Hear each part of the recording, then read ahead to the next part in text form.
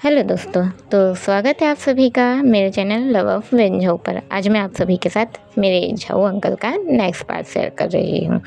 तो कहानी की शुरुआत होती है वहीं से जहाँ ख़त्म हुई थी। हमारी मैडम फुमोंग ने हैन को कॉल किया था कि वो जॉब पर आ जाए ताकि कंपनी का काम शुरू हो पाए, क्योंकि उन्हें कंपनी के लिए एक डील मिल गई थी। तो चाहती थी कि वो काम जो है वो जल्द से जल्द शुरू हो। अब सीन शिफ्ट होता है वांग पर। वांग वही बैठा हुआ था और हैन के बारे में सोच रहा था कि कैसे हैन वांग की इतनी केयर करता है, कैसे जब जब जब वांग रोता है तो हैन वांग का सहारा बनता है, कैसे हैन वांग के इतने बड़े पास्ट को जानकर भी वांग के साथ ही है। वांग ये सब याद करता है और मुस्कुराता है। अब सीन शिफ्ट होता है नेक्स्ट डे पर, जहाँ हमारी मैडम फुमेंग जियांग किंग झाऊ और वेन को लेकर अपनी कंपनी आई थी, जहाँ उन्होंने दिल के हिसाब से सभी वर्कर्स को काम बता दिया था। थोड़ी ही देर में वहाँ हैन भी आ जाता है, पर हैन अकेला नहीं आया था, वांग के साथ आया था। मैडम फुमोंग जब वांग को देखती है तो पूछती है, ये कौन है? झाऊ भी ये देखता है तो पहचान जाता है। झाऊ धीरे से हैन के पास जाता है और धीरे से बोलता है, हाँ हैन, ये तुम्हारे साथ क्या बात है? कुछ है क्या? हैन चुप रहता है। मैडम फुमोंग बोलती है, हैन बोलो तो। हैन बोलता है, हाँ मैम, ये मेरा पार्टनर है। मैडम फुमोंग तो हैरान रहती है कि क्या? झाऊ तो मुस्करा रहा होता है। बाकी सब भी खुश हो जाते हैं कि हैन जो इतने टाइम से सिंगल था, अब उसे भी पार्टनर मिल गया है। मैडम फुमोंग वांग के सर को रफ करती है और बोलती है, आओ बेटा, हैन एक तरह से मेरे लिए मेरा बेटा ही है, तो तुम भी मेरे बेटे हुए। हैन जब फुमोंग से ये सुनता है तो हैन के आंखों में आंसू आ जाते हैं। अब सभी दिल रेडी करने जाते हैं। हैन वांग के साथ में काम कर रहे होते हैं। हैन काम कर रहा होता है, वांग भी काम कर रहा होता है। हैन मना कर रहा था कि वांग मत करो, पर वांग बोलता है, नहीं मुझे करना है। तो गुजियांग भी हेल्प कर रही थी, पर उसे आ नहीं रहा था, तो वो गलती कर रही थी। किन जियांग को गलती करते देख रहा था तो उसके हेल्प करने आता है, पर किन को भी नहीं आता था और किन काम बिगाड़ दे रहा था। गुजियांग गुस्सा हो जाती है कि क्या कर रहे हो, अगर तुम्हें नहीं आता तो मत करो ना। किन कानों को पकड़कर माफ़ी मांगता है। जियांग मुंह बना के किन को देखती रहती है। झाऊ भी वही मदद कर रहा था। वेन मदद करना चाहता था पर कर नहीं सकता था। अगर करेगा तो सभी को पता चल जाएगा ना कि वेन को सब याद है। मैडम फुमोंग मुस्कुराते हुए देख रही होती है। अब कुछ देर के हो जाता है। उन्हें जो सामान रेडी करना था वो ऑलमोस्ट रेडी हो ही जाता है। सब खुश हो जाते हैं। मैडम फुमोंग सबके लिए कोल्ड ड्रिंक मंगवाती है। सभी कोल्ड ड्रिंक पीते हैं। अब सब कुछ रेडी हो जाता है। मैडम फुमोंग सबको छुट्टी दे देती है। अब ये सब घर के लिए निकल जाते हैं। अब सीन शिफ्ट होता है मैडम फुमोंग के घर पर। मैडम फुमोंग और बाकी सब घर पहुंच जाते हैं। हैन वांग भी आते हैं। मैडम फुमोंग हैन से बताती है कि वो पार्टी रखने वाली है, तो वो सभी को इनविटेशन भेज दे। हैन हाँ बोलता है। फिर मैडम फुमोंग वांग की ओर इशारा करती है और बोलती है, और अपने पार्टनर को लेकर आना। हैन मुस्कुरा देता है और हाँ बोलकर वांग को लेकर घर चला जाता है। अब सीन शिफ्ट होता है कुछ दिनों बाद। मैडम फुमोंग ने एक पार्टी दी होती है दिल मिलने की खुशी में। सभी आते हैं, मैडम फुमोंग को बधाई देते हैं। घर को बहुत अच्छे से सजाया गया था। किन जियांग सारे मेहमान के बीच ही यहाँ से वहाँ भाग रहे थे। नहीं, किन को अच्छी दोस्ती हो गई थी हमारे किन और गुजियांग की अच्छी वो हो गई थी, दोस्ती अच्छी खासी हो गई थी। झाऊ जो वेन को संभाल रहा था, हैन और वांग भी आ गए थे। मैडम फुमंग मेहमानों को देख रही थी और खुश भी बहुत थी। झाऊ बस वैन के पीछे ही था। बहुत लोग आ रहे थे। वही हमारा जिन भी आ चुका था। जिन जैसे ही अंदर आता है, घर को सजा हुआ देखता है, मैडम फुमोंग के पास जाता है, उनको ग्रीट करता है, फिर दिल मिलने की बधाई देता है।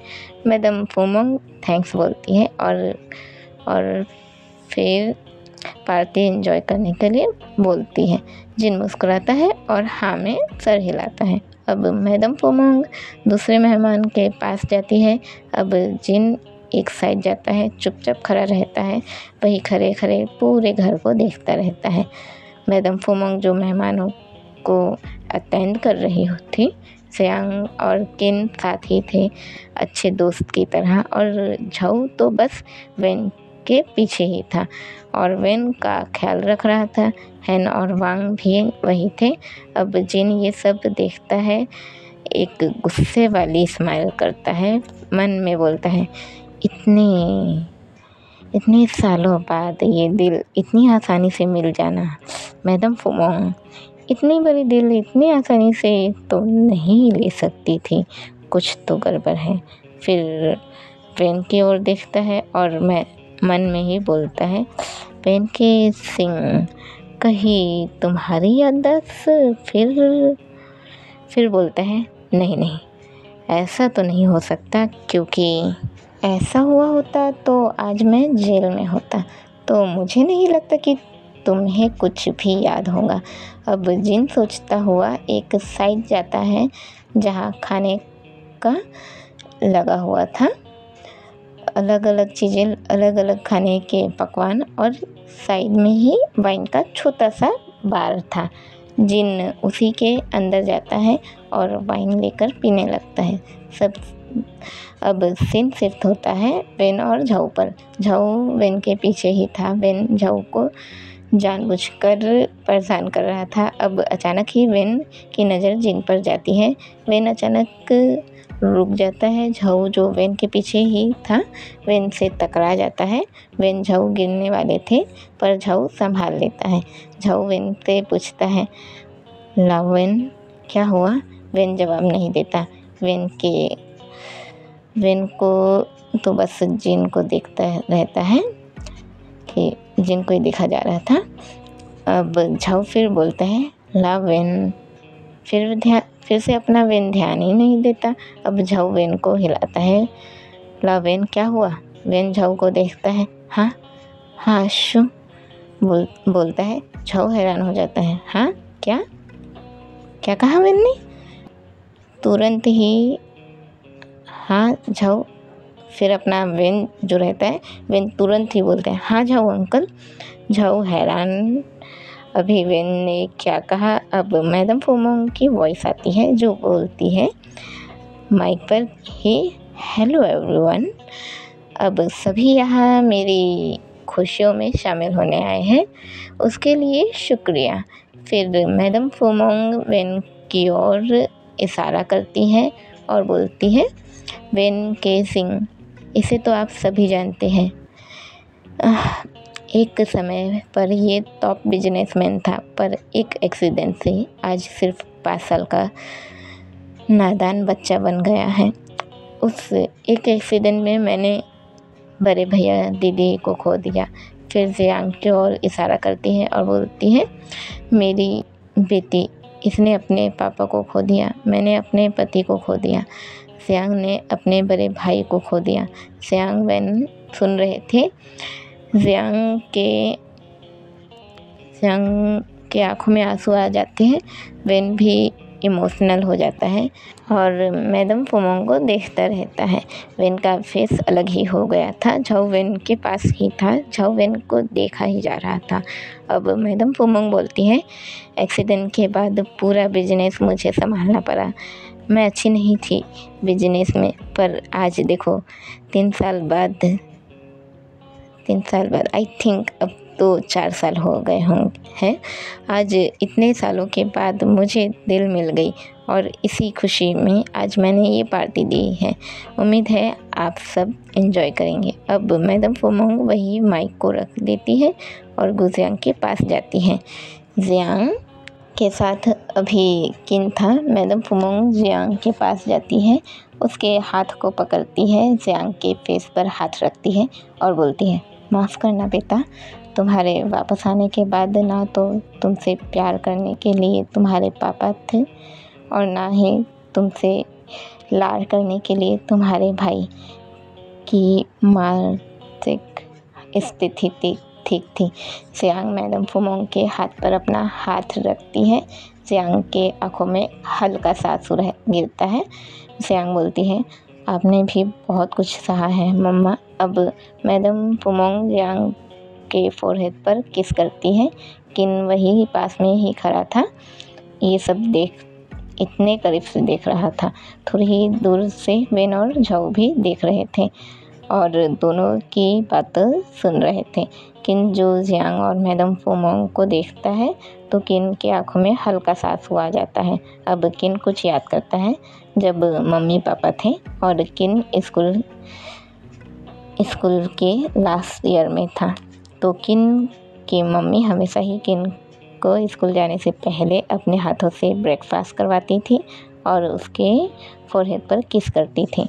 किन जो ये सब याद ही कर रहा था, अब अचानक ही वहाँ वेन पहुँच जाता है, जियांग के हाथ को पकड़ लेता है और बोलता है, जियांग दीदी देखो ना, आज घर में कितना अच्छा सजा हुआ है, कितने सारे लोग हैं आए हुए हैं ना यहाँ पर, चलो ना खेलते हैं, मुझे खेलना है।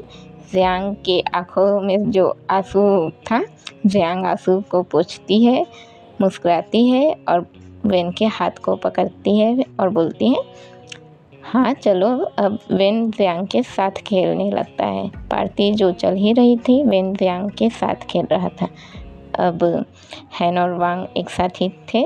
मैडम फुमोंग मेहमानों को देख रही थी, साथ ही दूर से वेन और जियांग को देख रही थी।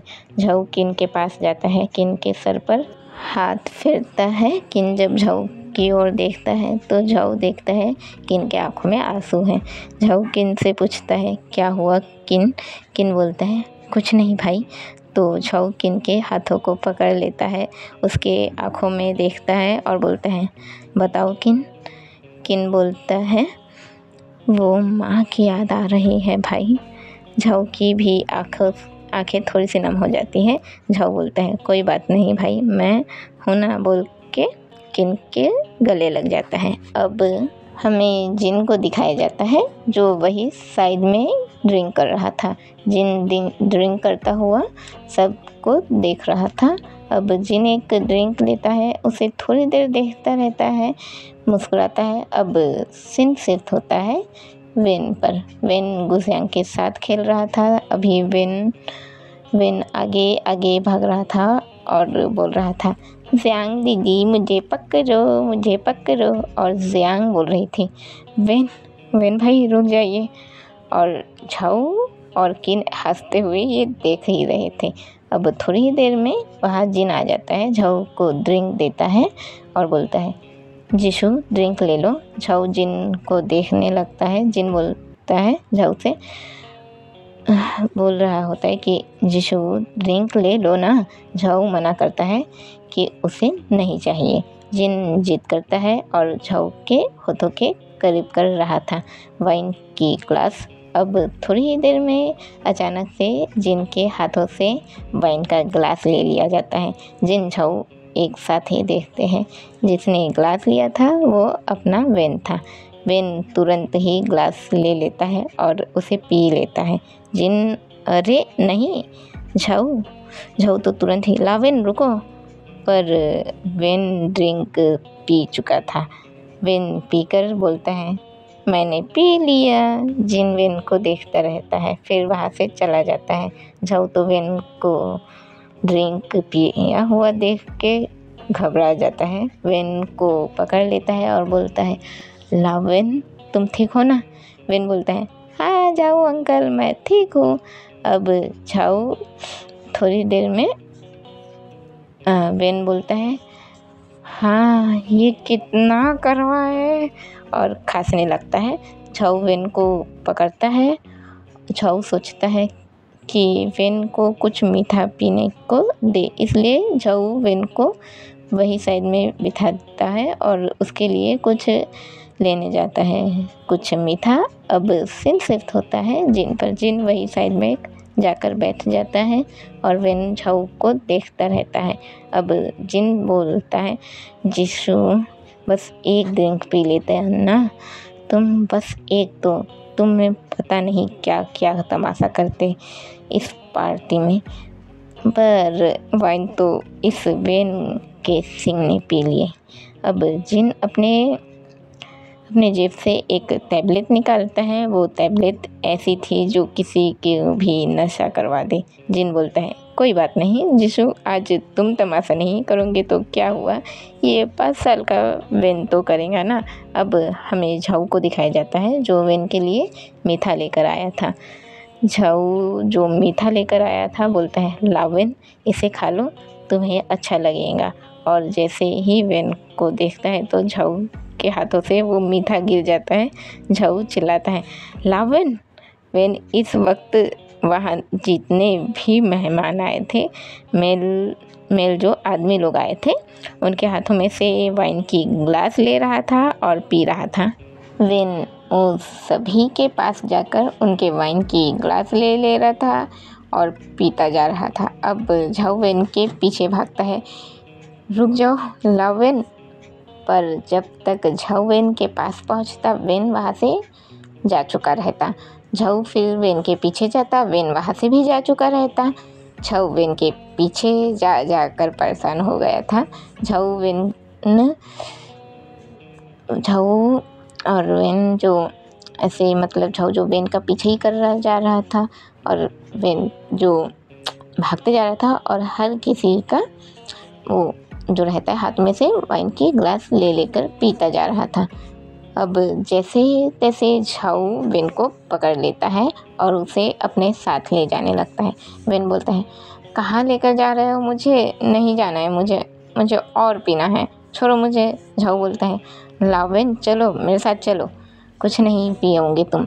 वेन पॉज करता है नहीं मुझे पीना है और खुद को छुड़वाने की कोशिश करता है, पर झाऊ वेन को और भी टाइट पकड़ लेता है और बोलता है और उसे अपने मतलब नहीं जाने दूंगा बोलता है। फिर उसे वेन को अपने कमरे में लेके जाने लगता है, वेन के कमरे में ले जाने लगता है।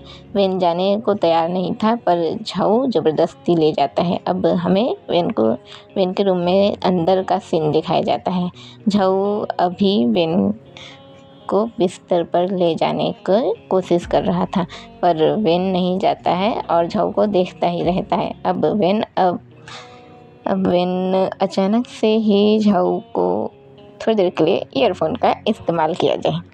अब वेन अचानक से ही झाऊ को किस करने लगता है।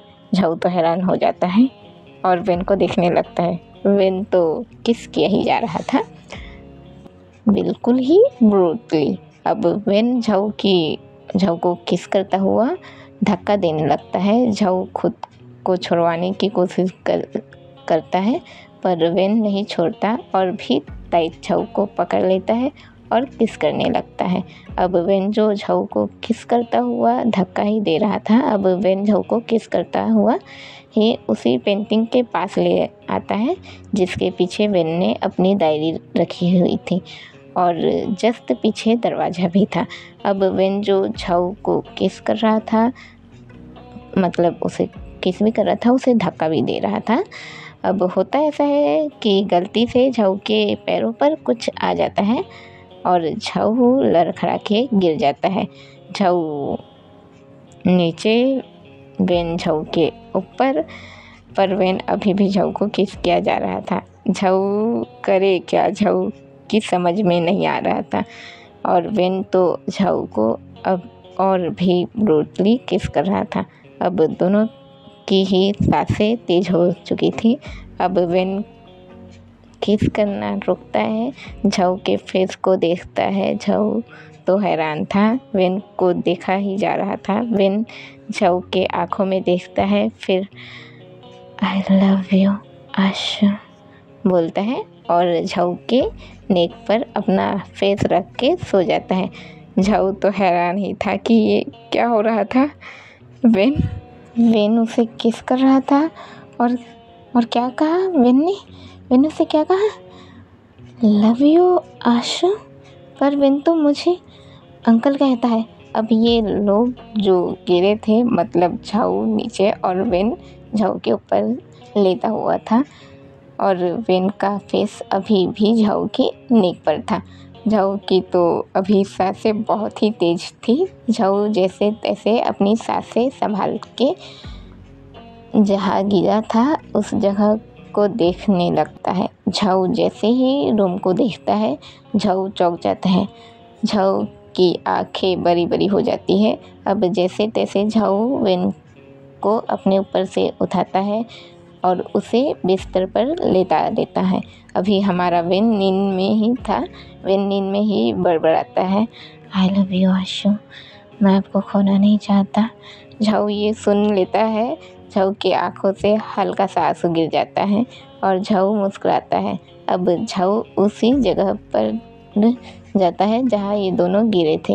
वेन के बेड के जस्ट पीछे एक पेंटिंग थी जिसके पीछे एक रूम था। झाऊ उस रूम के अंदर जाता है, रूम के बीचों बीच खड़ा हो जाता है और रूम को देखने लगता है। झाऊ की तो आंखें अभी बड़ी बड़ी हो थी।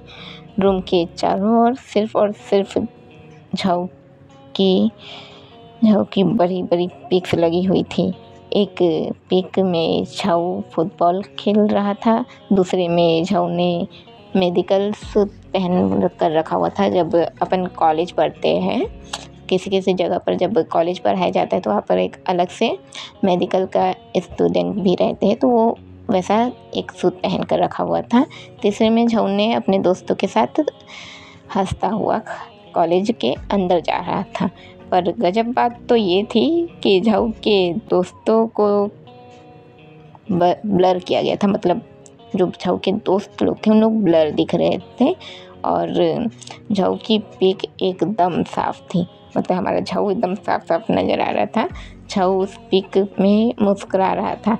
झाऊ की आंखें हैरानी से बड़ी बड़ी। झाऊ पूरे रूम को देखा जा रहा था। अब झाऊ की नज़र वही एक साइड पर जाती है जहाँ पर पेंटिंग गिरी थी, वहीं पर एक डायरी थी। झाऊ उस डायरी को उठाता है, उस डायरी के पन्ने को खोलता है।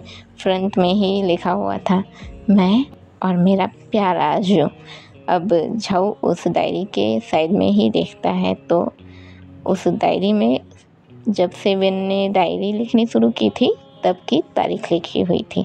झाऊ देखता है तो वो तारीख तब की थी जब झाऊ यूनिवर्सिटी में था। अब झाऊ डायरी को रीड करना शुरू करता है और अब हम वेन के नज़रिए से झाऊ को देखेंगे। और क्यों ना हम वेन के नज़रिए से झाऊ को नेक्स्ट एपिसोड में देखें, क्योंकि अब ये वीडियो थोड़ा सा लंबा हो रहा है ना यार, तो मैं सोच रही हूँ नेक्स्ट पार्ट में आप सभी को वेन के नज़रिए से झाऊ को दिखाया जाए। अभी के लिए बाय बाय, जय वेन झाऊ।